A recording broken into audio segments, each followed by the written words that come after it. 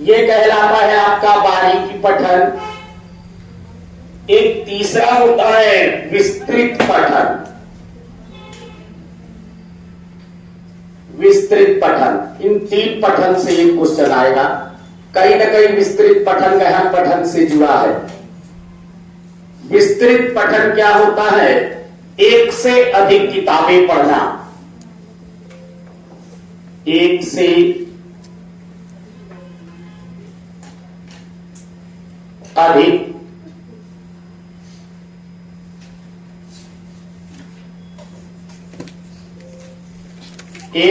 अधिक किताबें पढ़ना, ये विस्तृत। यूं कहें तो पुस्तकालय में पुस्तकें पढ़ना। जब हम पुस्तकालय जाते हैं तो एक ही पाठ की कई किताबें मिलती हैं विस्तृत पठन करने के लिए।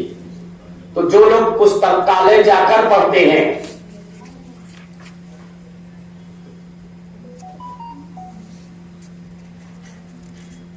वो भी विस्तृत पठन के अंतर्गत आता है। अब यहां की लाइब्रेरी ना कह देना जो काकादेव के अंदर खुली है। यहां सिर्फ एसी लगा है, किताबें नहीं रखी रहती है। यहां के लिए ऑप्शन दूसरा हो जाएगा, हाँ, मौज मस्ती के लिए पढ़ना। अपनी पसंद की पुस्तक पढ़ना, कि पुस्तक पढ़ना। यूं कहे तो रुचि के लिए,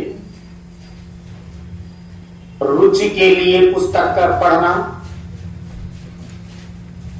रुचि के लिए जो पठन होता है वो भी विस्तृत पठन के अंतर्गत आता है। बहिर्वेशन, एक्स्ट्रापोलेशन, उसके लिए एक शब्द आता है बहिर्वेशन के लिए पढ़ना। पठन जो होता है वो भी विस्तृत पठन के अंतर्गत आता है।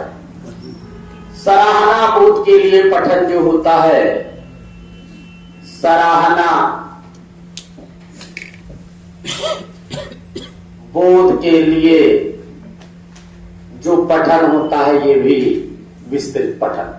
तो इन तीन पठन से एक क्वेश्चन आपके पेपर में रखा है, ये आपको एक नंबर देगा ही। अच्छा, ये तो सभी लोग जानते होंगे पठन का तात्पर्य क्या होता है। पठन का तात्पर्य क्या होता है? भाव, अर्थ और समझ।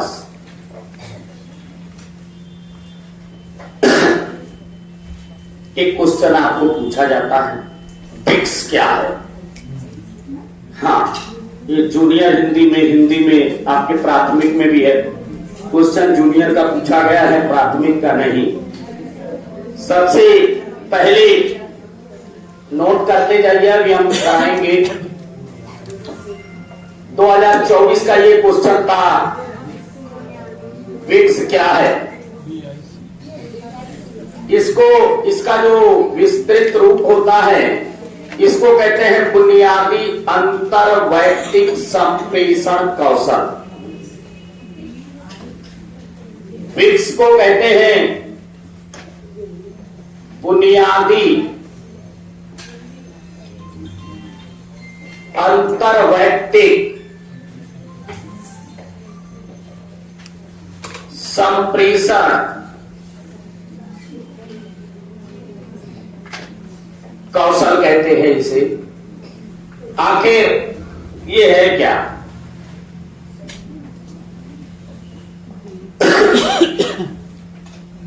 दिन प्रतिदिन जो हम आपस में अंतः क्रिया करते हैं उसे बिक्स कहते हैं। दिन प्रतिदिन की आपस में अंतः क्रिया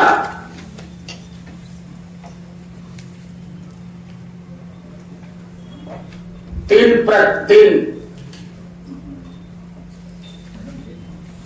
की आपस में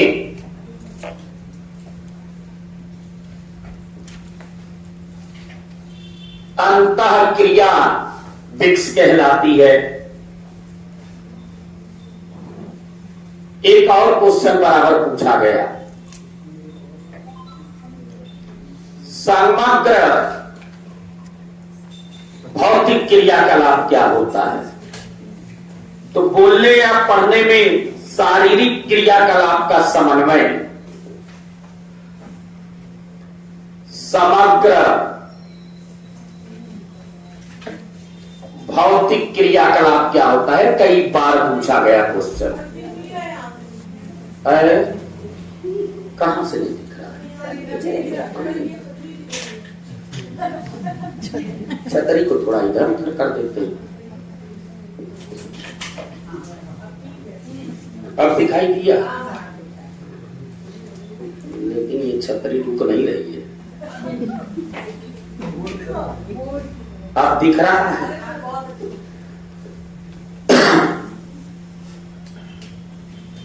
हम ये चाहते हैं कि पूरा लिख डालें और एक बार बुलवा लें। अगर 3 स्टेप में लिख दूं, कितने स्टेप? 3 बार बोर्ड भर लूं और 3 बार बोर्ड बुलवा दूं तो संस्कृत हिंदी समान नहीं। अगर हम सिर्फ लिखवा देंगे और फिर बुलवाएंगे ना तो इंटरेस्ट नहीं आएगा हमें अपने अनुसार। हम लोग अरे लिखाइए, तो लिखिए, वो हम सब बता देंगे। ये बच्चे डिस्टर्बिंग एलिमेंट। समग्र भौतिक आप लोग किताब देखना भी बंद कर दो, जब पढ़ लेना एक एक क्वेश्चन करोगे। और अभी तो 15 पेपर कराएंगे, उसके पहले छुट्टियों में कराएंगे। पेपर आपका तय हो चुका है, हमें 2 दिन की मैं छुट्टी भी लूंगा, जाना पड़ेगा बाहर। अरे जब आप लोग की किताब लेने जाऊंगा डेट, और फिर उस 2 दिन के बाद कोई छुट्टी नहीं रहेगी, पूरे दिन क्लास रहा करेगी। कब जाएंगे? बीच में एक बार चाय पिलवा दीजिए, चाय कब जाएंगे? और यहाँ आप लोग चाहेंगे तो क्लास किस कोई दूसरा पढ़ा लेगा, हम तो नहीं पढ़ाएंगे ना, ऋषि सर पढ़ाएंगे। वो तो मेरे साथ।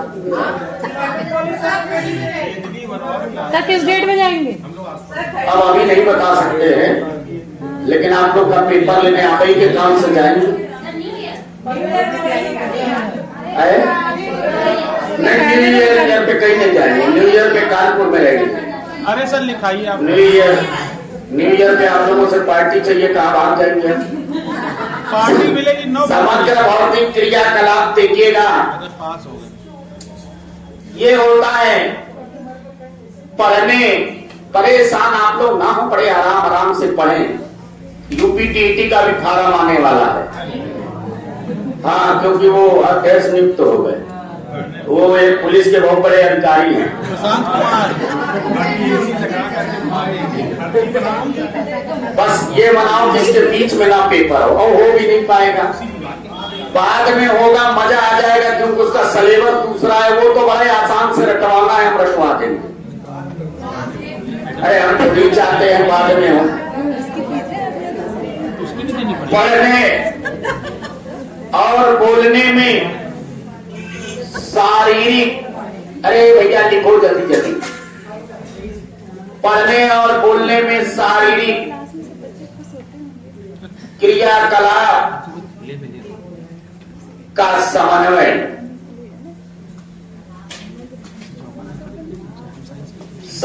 जो है ये समग्र भौतिक क्रियाकलाप कहलाता है। अच्छा, सभी को ये मालूम है कि क्या साधन होता है, क्या साध्य होता है। जो भी निर्जीव चीजें होती है वो साधन के रूप में कार्य करती हैं, और जो उनको साधता है, जो उनका प्रयोग करता है, वो साध्य होता है। जैसे साहित्य हो गया, भाषा हो गया, ये साधन है कि साध्य है? साधन। अरे बोला तो करो। साधन।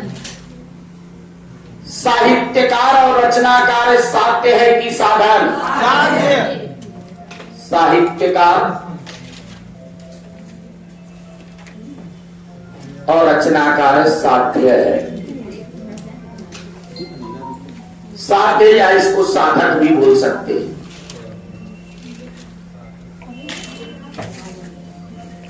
साध्य या इसको साधक बोल सकते हैं। एक बात और, भाषा की कौन सी विधि मातृभाषा को मध्यस्थ नहीं रखती? बोलो। भाषा की प्रत्यक्ष विधि मातृभाषा को मध्यस्थ नहीं रखती। ये क्वेश्चन कम से कम 6 बार आउट पेपर है, इस बार भी आएगा। भाषा की प्रत्यक्ष विधि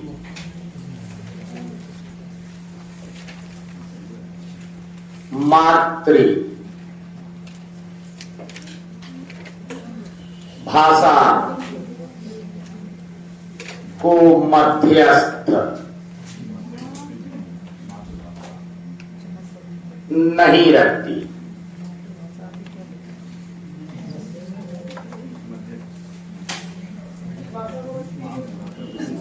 किसी को नहीं रखती। नहीं, प्रत्यक्ष, सुनिएगा,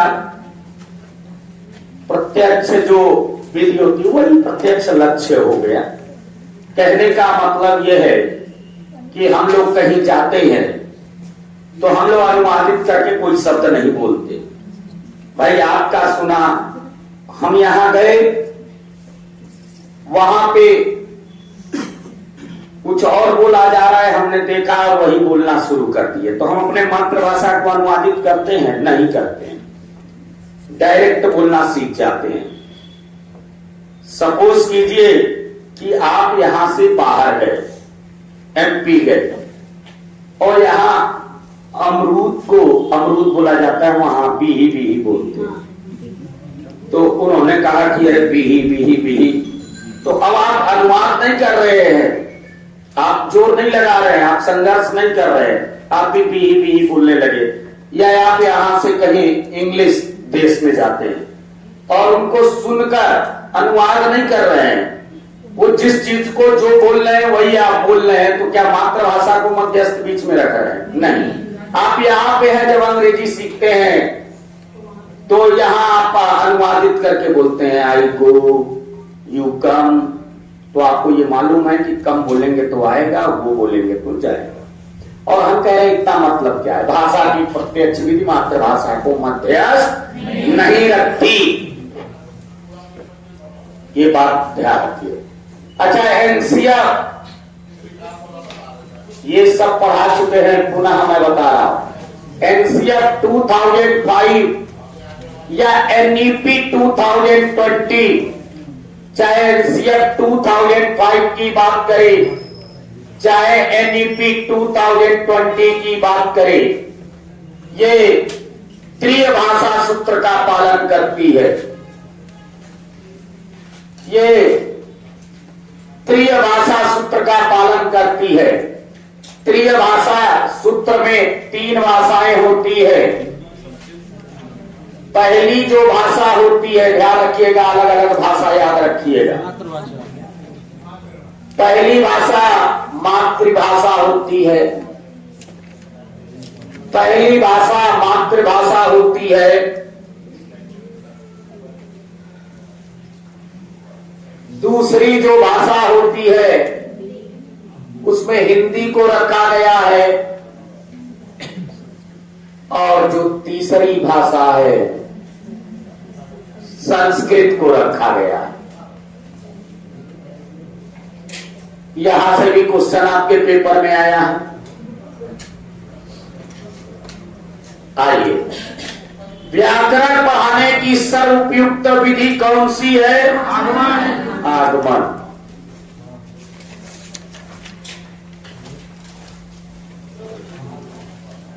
व्याकरण पढ़ाने की सर्व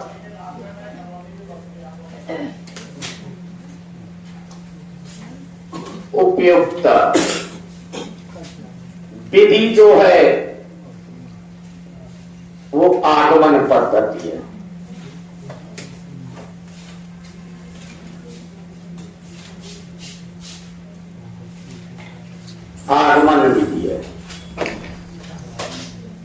कविता से किसकी अनुभूति होती है? आनंद। बिल्कुल सही है। कविता से आनंद की अनुभूति होती है। कहानी, नाटक, कविता बालक में किन गुणों को पोषित करते हैं? कल्पनाशीलता। कहानी, नाटक, कविता बालक में कल्पनाशीलता के गुणों को पोषित करते हैं। जब भी ये तीन शब्द आए तो कल्पनाशीलता पे टिक कर देना। कल्पनाशीलता के गुणों को पोषित करते। एक बात और, किसी कहानी को सुनकर अपने शब्दों में अभिव्यक्त करना, ये ट्रांसलैंग्वेज कहलाता है।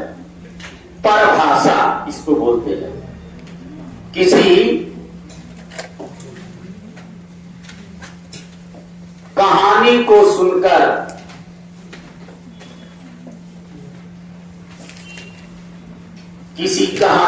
सुनकर अपनी भाषा में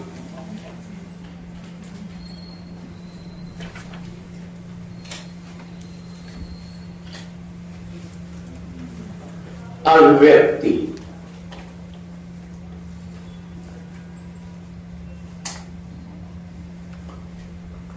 इसको ट्रांसलैंग्वेज कहते हैं।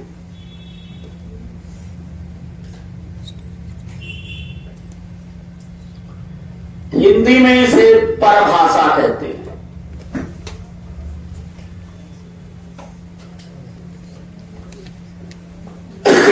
आपसे क्वेश्चन भाषा अर्जन और भाषा अधिगम के विषय में पूछ देता है। भाषा अर्जन सहज और स्वाभाविक होता है। अगर आपसे पूछे भाषा अर्जन के बारे में, तो भाषा अर्जन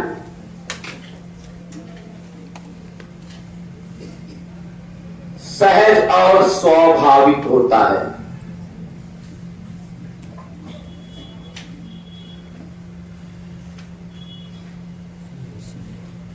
भाषा अर्जन में अनुवाद विधि का सहारा नहीं लिया जाता।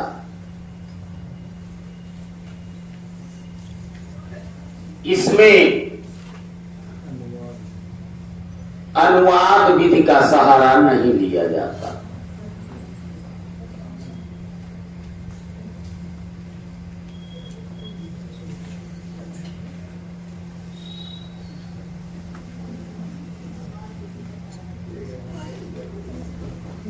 इसमें अनुवाद विधि का सहारा नहीं लिया जाता।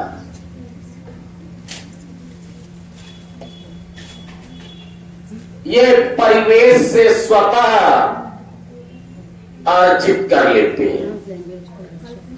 ये कहां से स्वतः अर्जित करते हैं?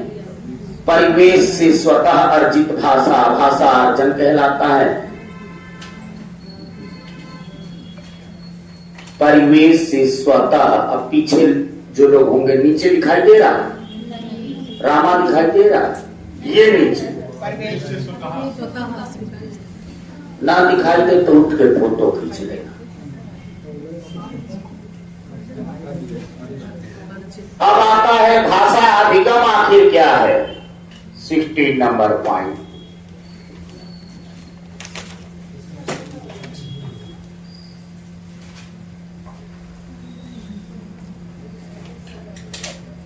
भाषा जो अधिगम होता है ये प्रयासपूर्ण होता है। भाषा अधिगम प्रयासपूर्ण होता है।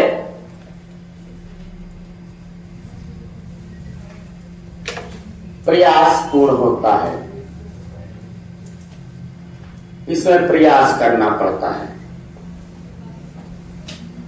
संस्थान से सीखी गई भाषा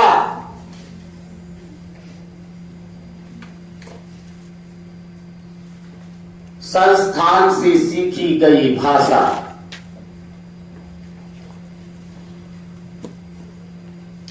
भाषा अधिगम कहलाती है।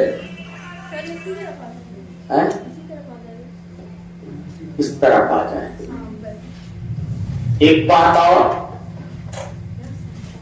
संस्थान से सीखी गई भाषा। पहली और दूसरी कक्षा में जो लिखने की शुरुआत होती है, तिरछी रेखाओं से स्क्रिबलिंग। हाँ हाँ, ट्रांसलेट।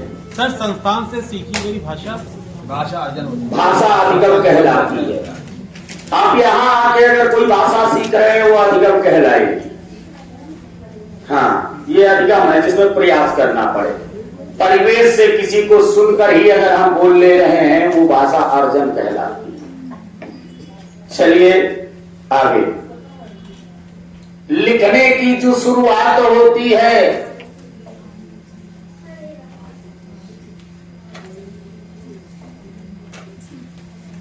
लिखने की जो शुरुआत आड़ी तिरछी रेखाओं से होती है। हाँ, आड़ी तिरछी रेखाओं से होती है। ये जो आड़ी तिरछी रेखाएं हैं, इन्हें हम स्क्रिबलिंग बोलते हैं। इन्हें हम स्क्रिबलिंग बोलते हैं। इसी को कीरम काटे बोलते हैं। कीरम काटे।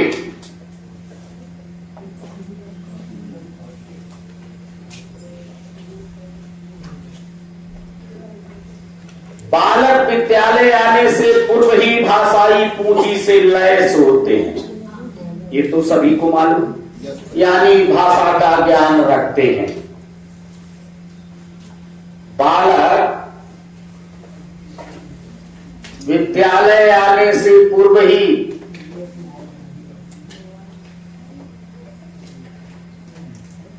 बालक विद्यालय आने से पूर्व ही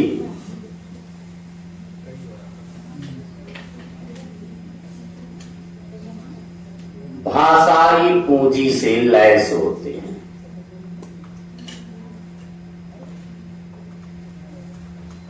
भाषाई पूंजी से लैस होते हैं। इसका मतलब, लैस होने का मतलब भाषा का ज्ञान रखते हैं। बालक के परिवार की भाषा और विद्यालय की भाषा में समरूपता होती है। बालक के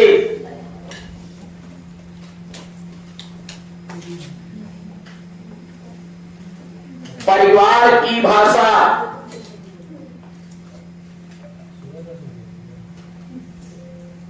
और विद्यालय की भाषा में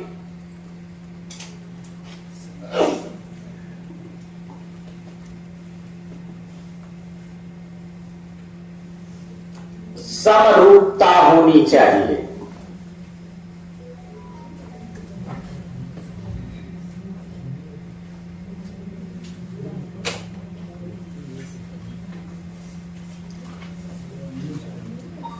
बालक के परिवार की भाषा और विद्यालय की भाषा में समरूपता होनी चाहिए।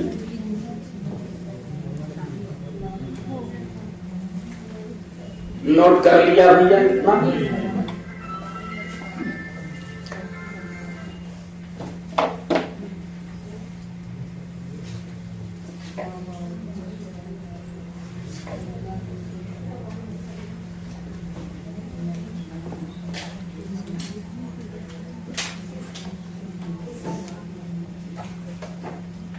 लिखिएगा,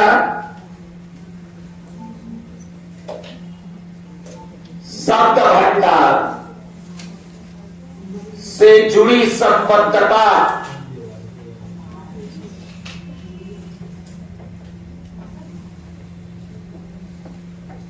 कोश विषयक मॉडल कहलाता है। कोश विषयक मॉडल कहलाता है।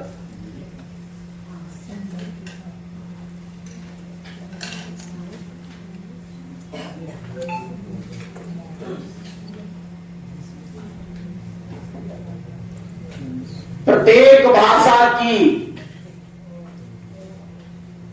एक लिपि होती है।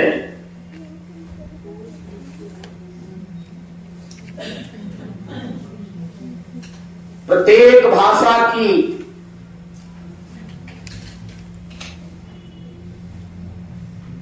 एक लिपि होती है।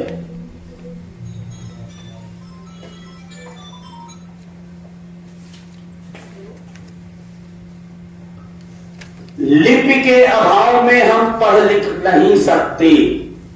एक पॉइंट और जानिए, लिपि के अभाव में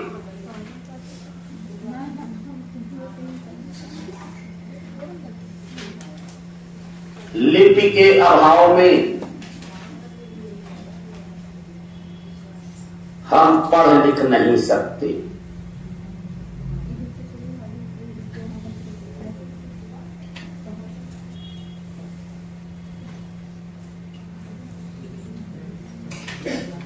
पहले तो आप इतना लिखिए,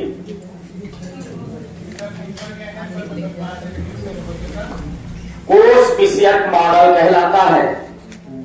इसे हम लोग कोर्स विषयक मॉडल, अभी जब तक इसके क्वेश्चन नहीं आएंगे समझ पाना, इसको रटना थोड़ी है। क्वेश्चन आएंगे, अभी सारे लाइनों में क्वेश्चन होगा, हमें एक बुक दे दिएगा, हम एक एक क्वेश्चन बताएंगे।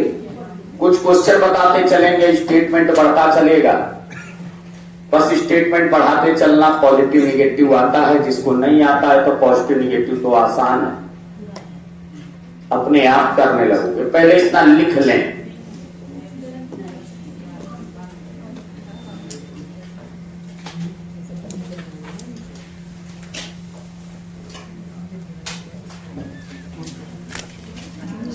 स्वनिम के बारे में जान लीजिए, रूपिम के बारे में जान लीजिए, इससे भी क्वेश्चन बनता है। वर्ण की सबसे छोटी ध्वनि, ध्वनि की जो सबसे छोटी इकाई होती है स्वनिम कहलाती है। ध्वनि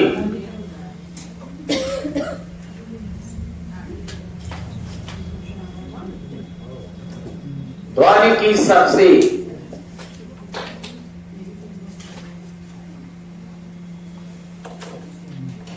वर्ण लिखिए, ज्यादा अच्छा रहेगा। वर्ण की या भाषा की, भाषा लिखिए। भाषा की सबसे छोटी इकाई स्वनिम कहलाती है।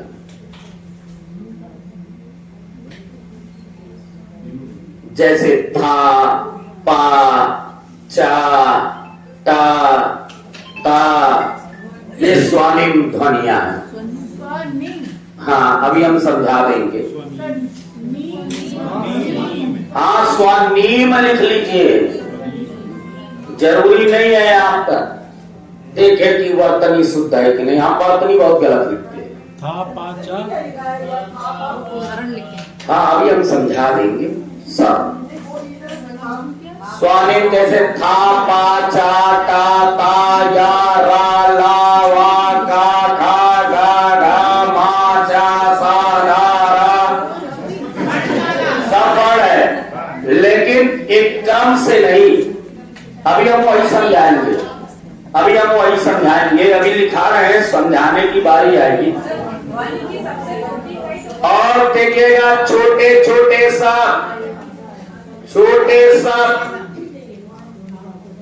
रूपीम कहलाते हैं। रूपीम जैसे पल, चल आदि।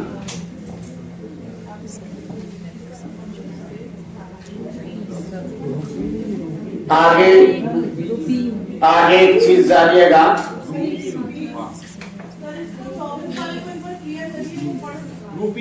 छोटे शब्द को रूपीम बोलते हैं। रूपीम या रूप ग्राम लिख सकते हो। अभी हम इसको समझाएंगे ना विधिवत, पहले लिख तो लीजिए एक एक शब्द, जितना लिखा है बस वैसे ही लिख लो।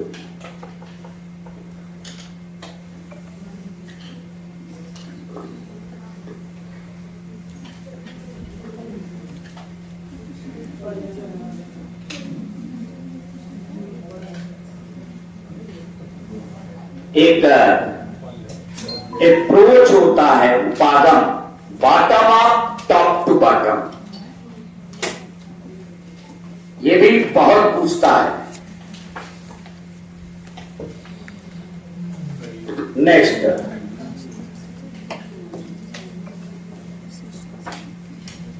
हिंदी में लिखेंगे अंग्रेजी में लिखेंगे? हिंदी दोनों में।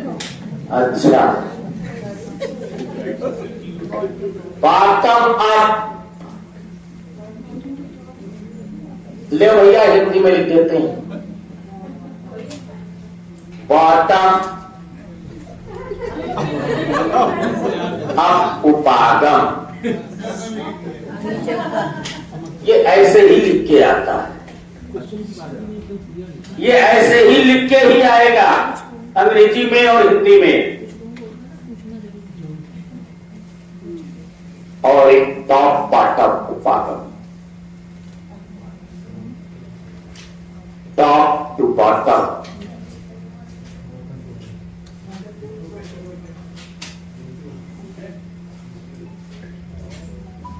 उपागम क्या होता है?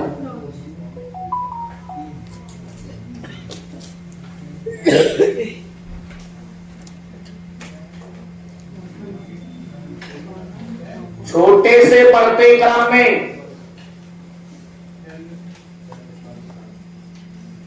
बढ़ते क्रम में, अभी आप समझा देंगे कि बस इतना लिख ले। और ये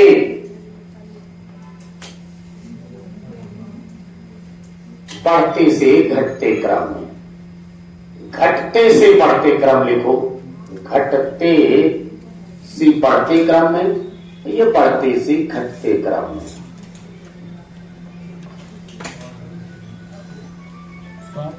एक है नीचे से ऊपर, ऊपर से नीचे। अब इतना जगह छोड़ेंगे समझाने में इतने को। टॉप टू बॉटम में हिंदी का लिखा।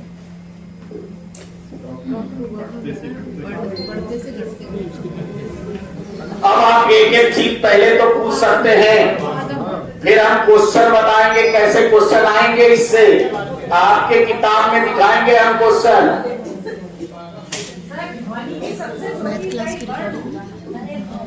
आप लोग सिर्फ एक एक करके पूछिएगा, जो भी पॉइंट पूछना है हम एक एक करके बता ही देते हैं सारे पॉइंट। और जब तक समझ में ना आए आगे ना बढ़ने दीजिएगा, क्योंकि समझ का विषय है, रटना नहीं है।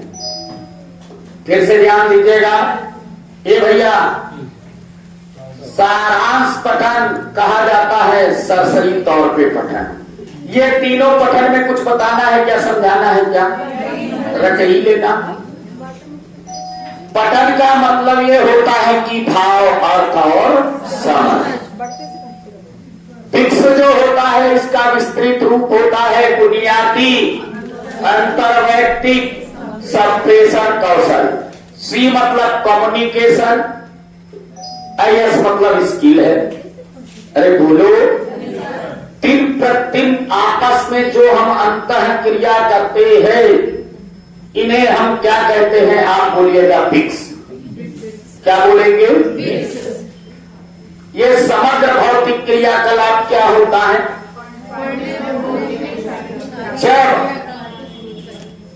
जब कोई शिक्षिका या शिक्षक आपको ऐसे पढ़ाता है, अपने हाथ धोकर आओ, अपना चेहरा धोकर आओ, अपने बाल संवारो, वो किस क्रियाकलाप का प्रयोग कर रही है? समग्र भौतिक क्रियाकलाप। देखा होगा कि आजकल जब प्राइमरी स्कूल में जब लोग पढ़ाते हैं तो नाच नाच के पढ़ाते हैं। वैसा ही वो बनाते भी हैं, हाथ पैर भाव वैसे ही बनाते हैं। ये समग्र भौतिक क्रियाकलाप है, केवल किताबी नहीं। जो भी निर्जीव चीजें होती है साधन में ना, या निर्जीव जितनी चीजें होती है वो क्या होती हैं? साधन।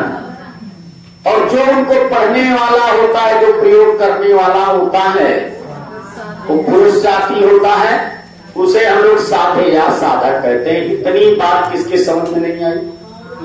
अरे बोलो, आज इतने शांत कैसे हो? बोलो, फिर से बोलना। सरसरी तौर पे पढ़ना, मजा नहीं आ रहा। फिर से बोलो, सरसरी तौर पे पढ़ना, सरसरी तौर पे पढ़ना, सरसरी तौर पे पढ़ना। सूचना या जानकारी के लिए किया गया पठन विशिष्ट सूचना या जानकारी के लिए किया गया पठन। अच्छा, आगे बोलिएगा। एक से अधिक किताबें पढ़ना, पुस्तकालय जाकर किताबें पढ़ना, अपनी रुचि से पढ़ना, अपनी रुचि से पढ़ना, बहिर्वेशन के लिए किया गया पठन, बहिर्वेशन के लिए किया गया पठन। अच्छा, सराहना बोध के लिए किया गया पठन। पढ़ने का तात्पर्य क्या है? क्या है? दिन प्रतिदिन के आपस में अंतः क्रिया क्या कहलाती है? वृक्ष का विस्तृत रूप क्या होता है? अंतर वैयक्तिक संप्रेषण का होता है। ऐसे बोलो, बी है, बी है, आई है, आई है, सी है, सी है, और यस है, यस है। पूरा नाम क्या? बुनियादी अंतर वैयक्तिक संप्रेषण कौशल।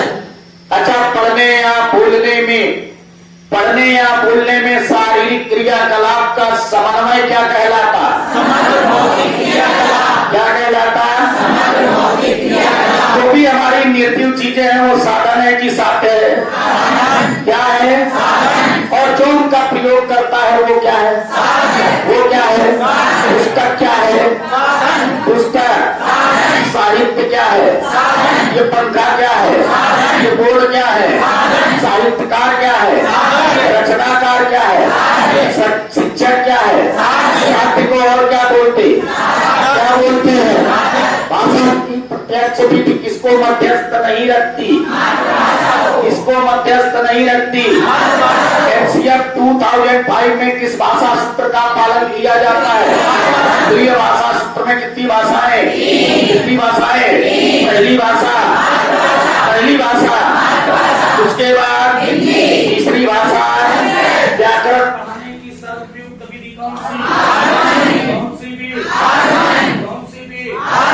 कविता से किसकी अनुभूति होती है? कविता से किसकी अनुभूति होती है? किसकी अनुभूति होती है?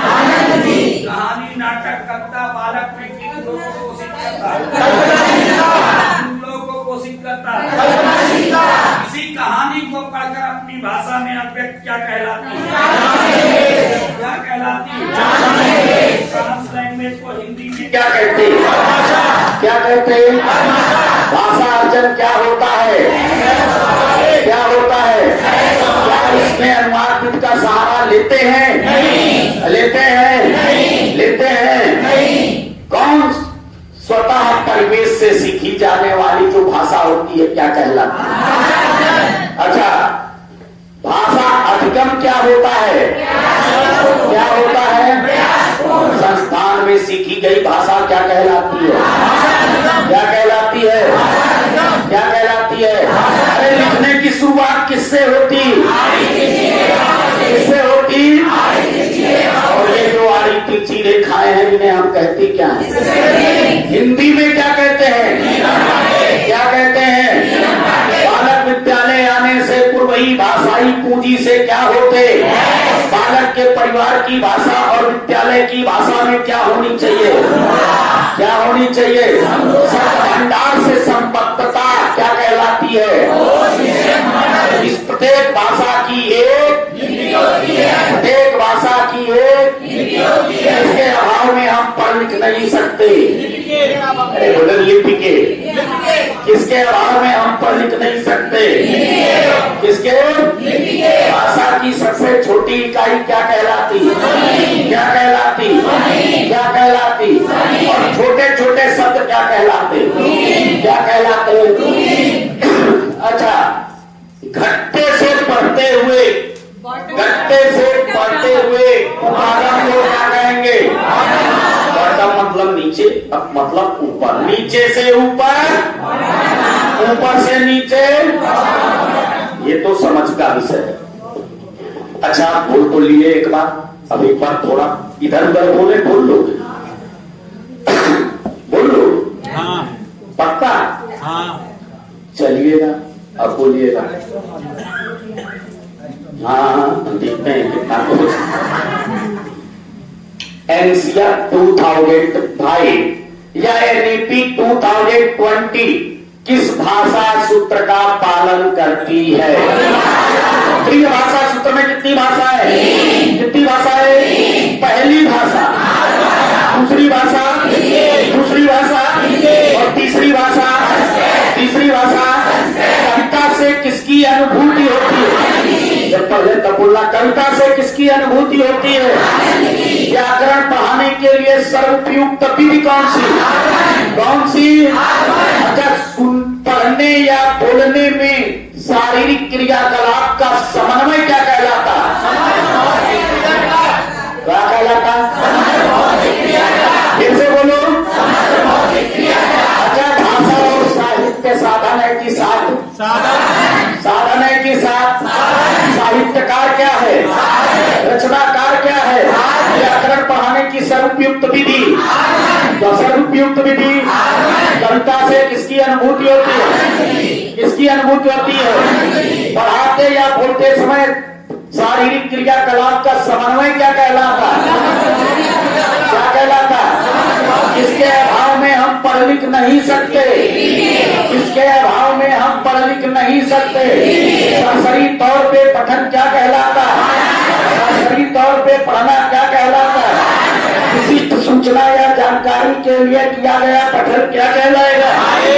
क्या कहलाएगा? क्या कहलाएगा? अच्छा, एक से अधिक किताबें पढ़ना, एक से अधिक किताबें पढ़ना, पुस्तकालय जाके पुस्तक पढ़ना, सराहना भोज के लिए पढ़ना, बहिर्वेशन के लिए पढ़ना, बहिर्वेशन के लिए पढ़ना, अपनी पसंद की पुस्तकें पढ़ना और दिन प्रतिदिन आपस में अंतः क्रिया क्या कहलाती है? क्या कहलाती है? बी क्या है? बी क्या है? आई क्या है? आई क्या है? सी क्या है? सी क्या है? और यस क्या है? यस क्या है? यस क्या है? लिखने की शुरुआत किससे होती? लिखने की शुरुआत, लिखने की शुरुआत। और ये जो आड़ी तिरछी रेखाएं हैं इसे हम कहते क्या है? क्या कहते हैं? और क्या कहते हैं? और क्या कहते हैं? अच्छा, भाषा अर्जन क्या होता? क्या होता? फिर से ध्यान रखना, भाषा अर्जन और भाषा अर्जन में कौन सहज और स्वाभाविक होता है? कौन प्रयासपूर्ण होता है? किसमें अनुवाद विधि का सहारा लिया जाता और किसमें अनुवाद विधि का सहारा नहीं लेते? कौन परिवेश में स्वतः अर्जित किया जाता है? कौन संस्थान में जाकर सीखी जाती है?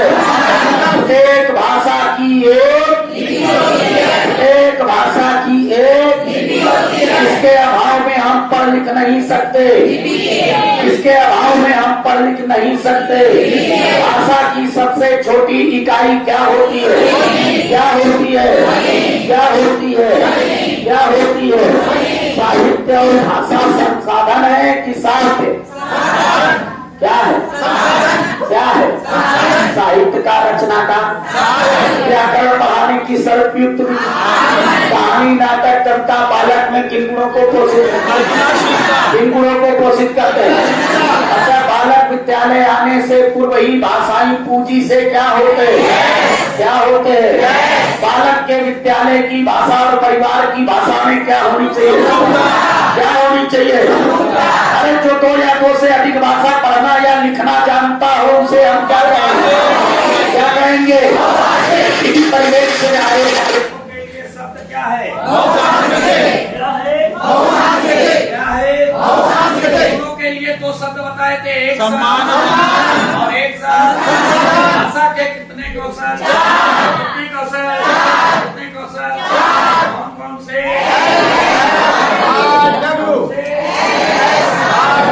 मतलब बोलो, इसे मतलब स्पीक, मतलब स्पीक, मतलब रीड, मतलब रीड, मतलब राइट, मतलब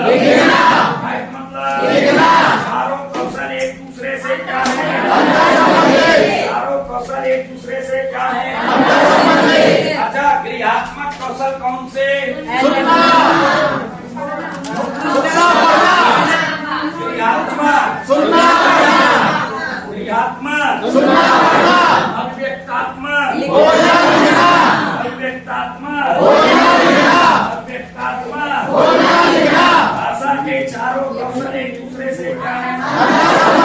क्या है? अब थोड़ा सा हम समझा देते हैं कैसे क्वेश्चन आपके लिए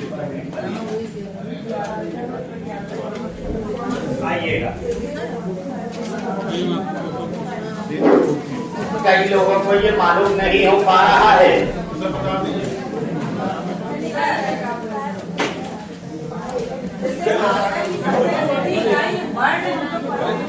अब वही हम बताने जा रहे हैं। दरअसल क्या है, आपने सही पढ़ा है और टीचर भी सही पढ़ाते हैं, थोड़ी गहराई का नॉलेज का। आपका कहना क्या है, किताबों में ये भी लिखा होता है कि भाषा की सबसे छोटी इकाई वर्ण कहलाती है। बस समझिएगा। अब हम आपको बता देते हैं कि वर्ण और वर्ण, अक्षर, संकेत, लिपि, ध्वनि, स्वनिम आदि में अंतर क्या है। देखिएगा सभी लोग बहुत ध्यान से इसको भी जान लेना, पेपर में पूछा गया क्वेश्चन है। और देखिएगा रूपित स्वनिम को बता रहे हैं। भाषा विकास की अवस्थाएं होती हैं। लिखेगा कोई नहीं, पहले समझ लेना उसके बाद लिखना, क्योंकि हमें क्वेश्चन करना है गंभीरता से। भाषा विकास की अवस्था होती है। आखिर भाषा विकास की अवस्था क्या होती है? एक बच्चा, सुनिएगा सभी लोग, एक बच्चा जब पैदा होता है या जब आप ही पैदा हुए होंगे, पूछिएगा मम्मी पापा से, जब आप पैदा हुए होंगे तो सबसे पहली भाषा, जब जैसे ही बच्चा जन्म लेता है तो होता है, तो बच्चे की जो पहली भाषा होती है उसे हम लोग रुदन भाषा बोलते हैं। रुदन भाषा बोलते हैं, यानी जब बच्चा पैदा होता है तो वो रोता है। रोने के बाद बच्चा बड़बड़ाता है।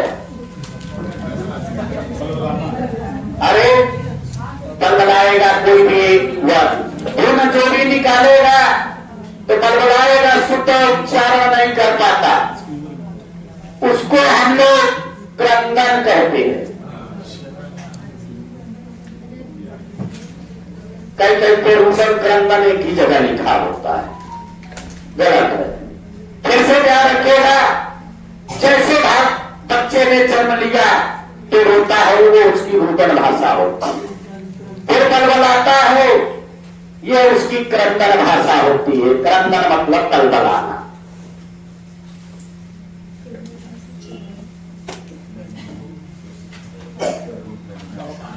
इसके बाद थोड़ा और आगे बढ़िए, नहीं बोल पाता है कुछ भी, तो इसके बाद जब बलबलाने के बाद धीरे धीरे बच्चे के मुख से एक ध्वनि निकलती है। आप लोग के भी मुख से निकली होगी, आप पूरा शब्द नहीं बोल पाते थे। आप मम्मी बोलना चाहते थे, पापा बोलना चाहते थे, चाय बोलना चाहते थे, पानी बोलना चाहते थे, खाना बोलना चाहते थे, पीना बोलना चाहते थे। बोल रहे हैं, प्रयास कर रहे हैं, लेकिन मुख से ध्वनि ऐसे निकलती थी, मम नहीं। आप अगर मम्मी बोलना है या मम्मा बोलना है तो माँ,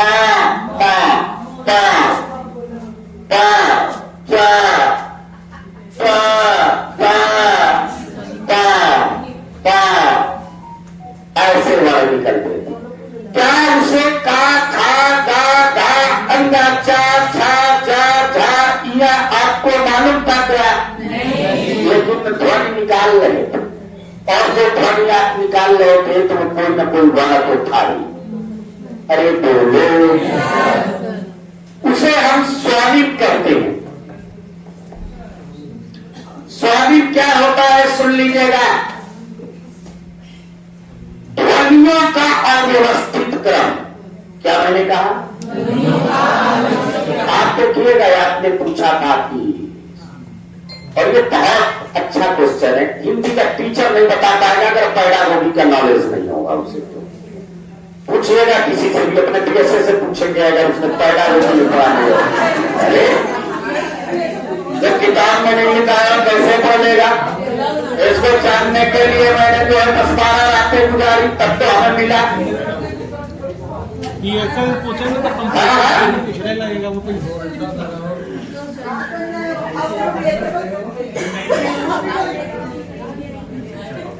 जब आपसे कोई कहे कि गोला माता है गाथा दादा सुना, तो आप एक बार बोलिएगा उससे कि हमें एक चीज नहीं समझ में आता है, हम तो सुना ही देंगे।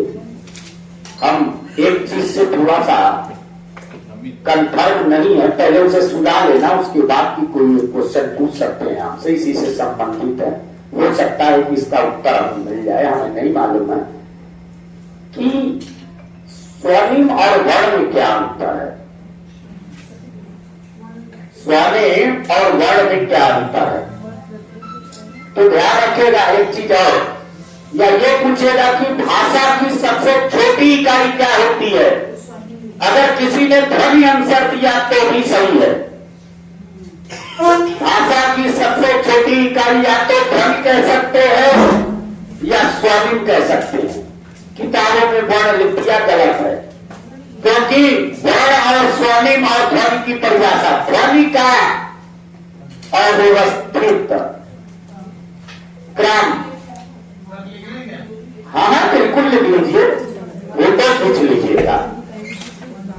ध्वनियों का जो व्यवस्थित क्रम है, मतलब कोई भी ध्वनि कभी भी किसी भी समय कहीं बोल रहे हो, था पा चा ता ता का था चा, क्रम नहीं आपको मालूम। अच्छा बताओ, घर में बैठ के टकहरा मालूम था क्या? जब विद्यालय गए थे तब मालूम हुआ था ओलम पूरा। अरे बोलो, ध्वनियों का व्यवस्थित क्रम स्वनिम कहलाता है, जैसे था पा चा ता ता। चलिए, पहले आप रोते थे, बाद में बलबलाते थे, बाद में ध्वनि निकालते थे, स्वनिम ध्वनियां निकालते थे, उसका ध्वनियों का कोई क्रम नहीं था। इसके बाद आप रूपक्रम, रूपिन,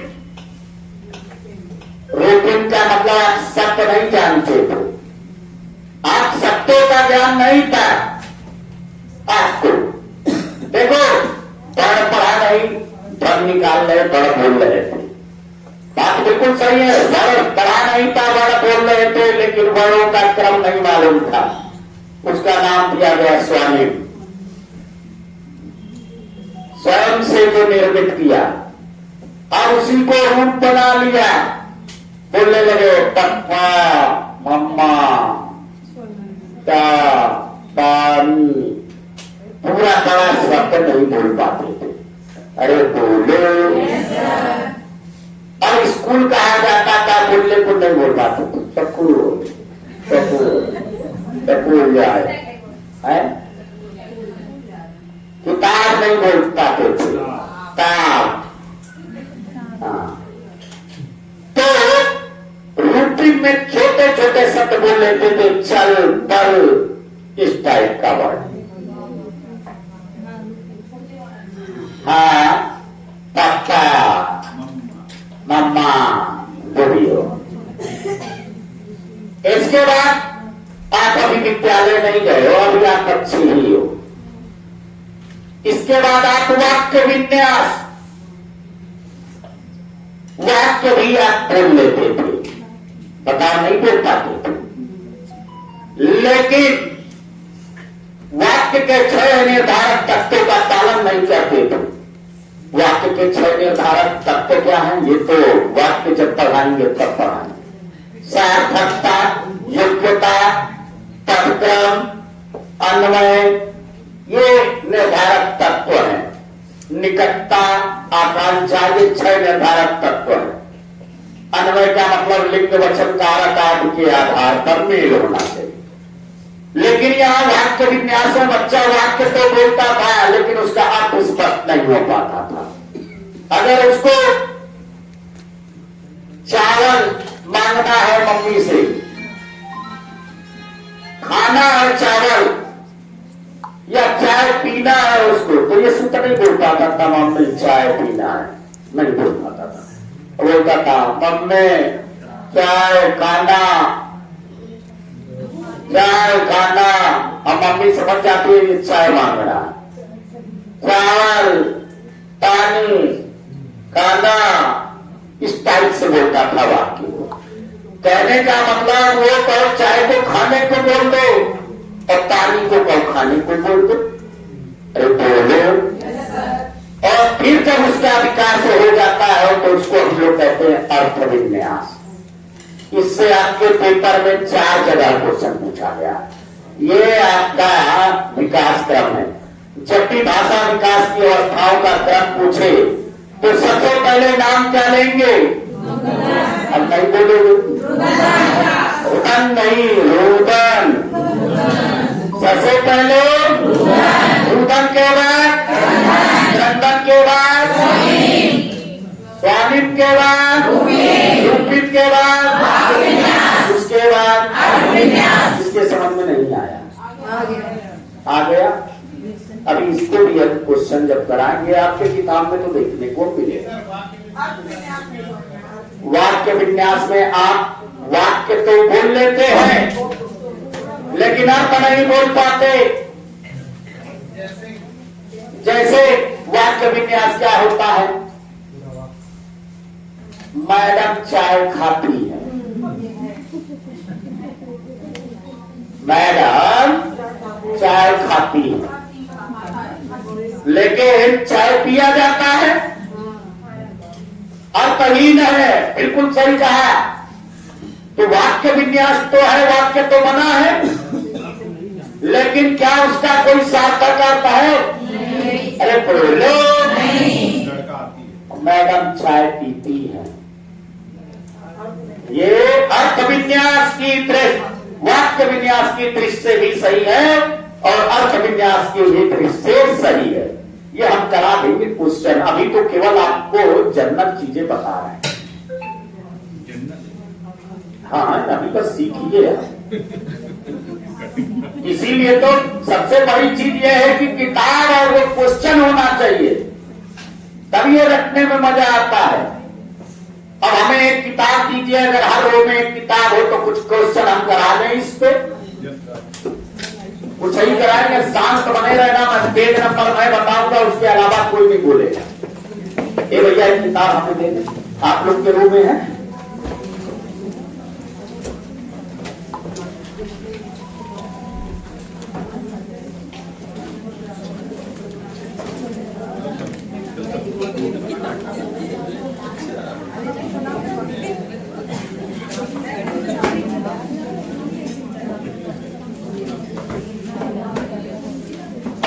हम बोलते जाएं। एक 2024 का पेपर सेट है, पेज नंबर 710 निकालिएगा। पेज नंबर 710 सबसे पीछे किताब है आप लोग के पास, आपके बगल में भी नहीं है भैया? वो नहीं ले आई होंगी। मॉडल में तो बता दी कौन सा है, किस ईयर का है? भैया कोई दे दे, अगर जिस रो में 2 किताब हो, आज वो पहले निकाय है, वो भी खरीद लेंगे। आप लोग की तरह वो भी कमाते हैं। हाँ, एक किताब ले लीजिए घर से।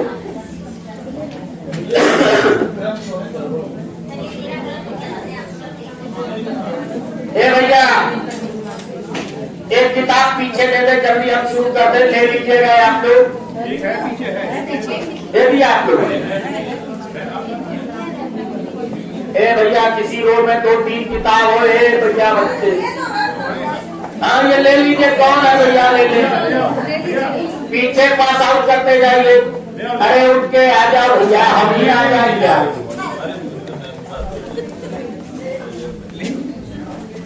एक तो आप लोग की उम्र है 16 वर्ष और अक्सर दिखाई दे रहे हैं प्रोजेरिया के।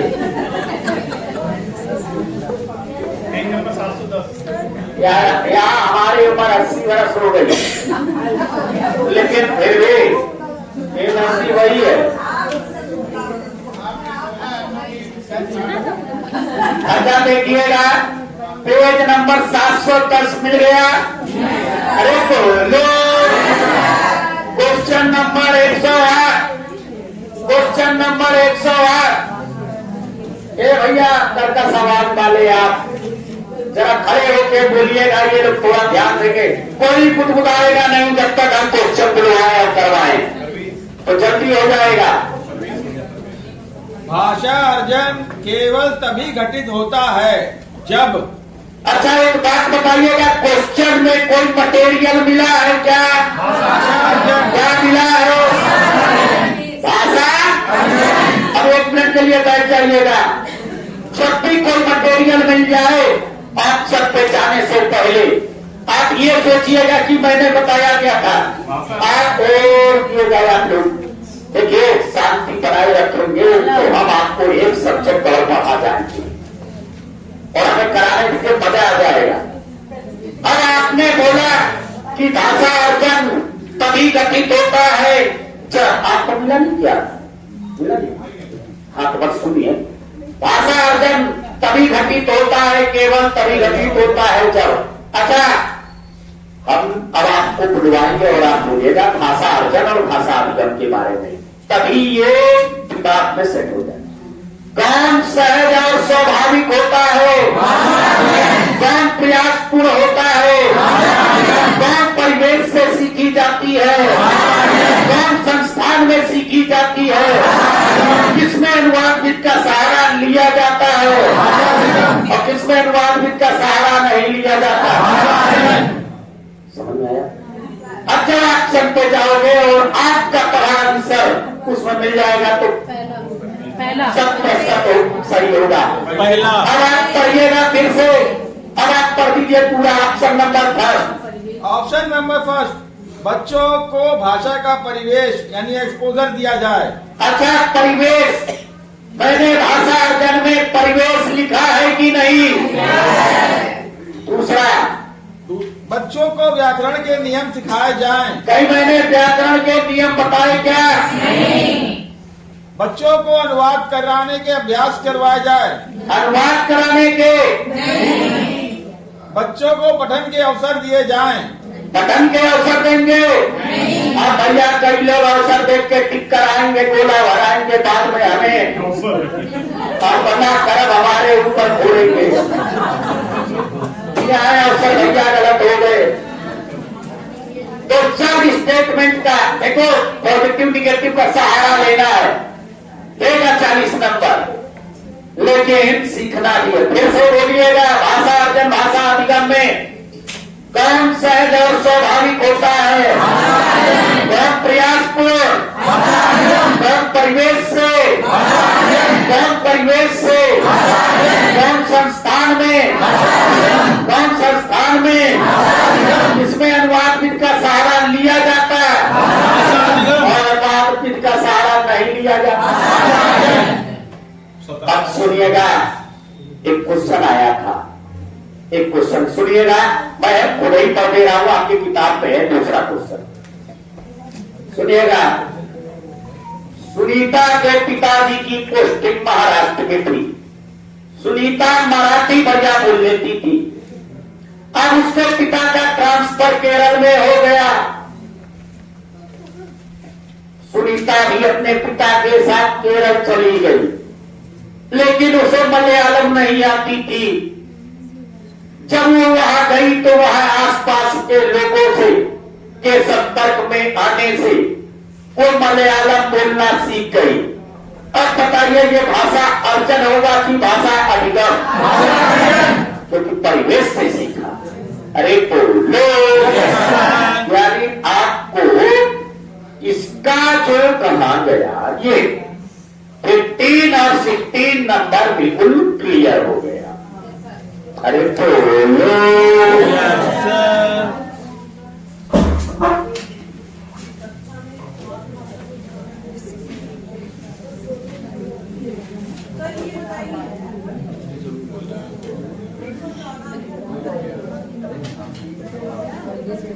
हाँ, अब 114 नंबर क्वेश्चन भी देखिएगा। कह रहा है कक्षा में मातृभाषा को स्थान न देना किस विधि की विशेषता है? सभी लोग बोले कसके। किस विधि में मातृभाषा, कौन सी विधि मातृभाषा को मध्यस्थ नहीं रखती? बोलो, कौन सी विधि मातृभाषा को मध्यस्थ नहीं रखती? किसके अभाव में हम पढ़ लिख नहीं सकते? अरे तुम बोलते हो, किसके अभाव में हम पढ़ लिख नहीं सकते? किसके अभाव में हम पढ़ लिख नहीं सकते? अगर लिखने की शुरुआत किससे होती है? किससे होती है? बारीक तिरछी रेखाओं से। इसे हम कहते क्या है? क्या कहते हैं? हिंदी में इसे क्या बोलते हैं? क्या कहते हैं? क्या कहते हैं? विराम।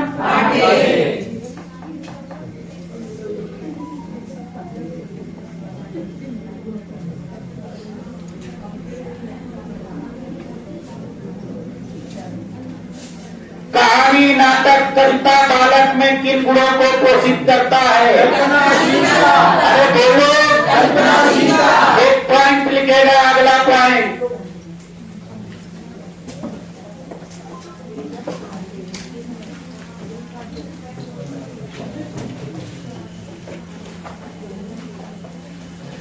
एक चीज और देख लीजिएगा, क्या पूछा जाता है। ये जो फिक्स की अवधारणा प्रस्तुत किया था, लिख लीजिएगा। फिक्स की अवधारणा प्रस्तुत करने वाला जो वैज्ञानिक था, फिक्स की अवधारणा प्रस्तुत करने वाला वैज्ञानिक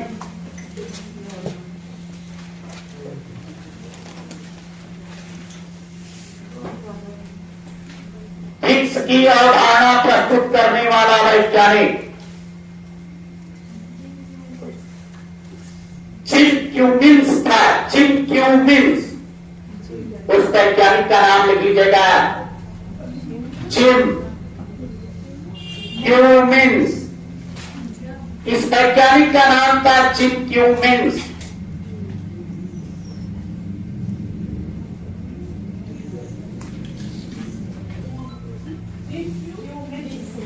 जिम क्यूम, अरे जिम जान लो। अरे जिम, अरे क्यूमिन जीरा, क्यूमिन जिम जानो ना। मिक्स को जीरा खिला दो। एक चीज और लिख लीजिएगा,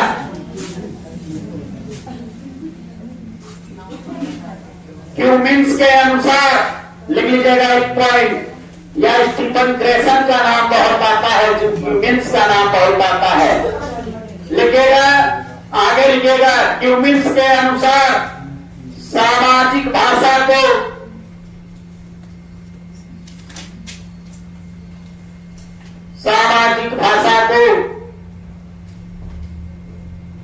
खेल के मैदान की भाषा कहते हैं। क्यूमिन्स के अनुसार सामाजिक भाषा को खेल के मैदान की भाषा कहते हैं। यूं कहें तो इसी को दूसरे रूप में लिख लीजिएगा, परिवेश की भाषा कैसे है। इसी को दूसरे लैंग्वेज में लिख लीजिएगा, परिवेश की भाषा कहते हैं। परिवेश की भाषा कहते हैं। फिर से ध्यान रखिएगा। अच्छा बताओ, फिक्स की अवधारणा किसने प्रस्तुत की थी? किसने प्रस्तुत की थी? अच्छा, दिन प्रतिदिन जो हम आपस में अंतर क्रिया करते हैं उसे क्या कहते हैं? अरे बोलते नहीं हो, आधे लोग बोल रहे हो, पिटिर पिटिर, बीच वाले तो बिल्कुल बात बोल। दिन प्रतिदिन हम लोग जो आपस में अंतर क्रिया करते हैं उसे हम क्या कहते हैं? फिक्स का विस्तृत रूप बताना। पी से बना, पी से बना, आई से बना, आई से बना, सी से बना, सी से बना, और यस से बना, यस से बना, यस से बना।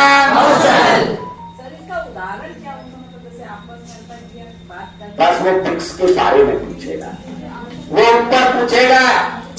जैसे हम पूछ रहे हैं, हम दिन प्रतिदिन आपस में जो अंतर क्रिया करते हैं, एक दूसरे से बातचीत जो करते हैं, वो फिक्स कहलाती है। परिवेश में जो हम आपस में पाचन प्रक्रिया करते हैं वो बिक्स कहलाती है। और ये जो अवधारणा प्रस्तुत किया था उस वैज्ञानिक का नाम क्या था? क्या नाम था?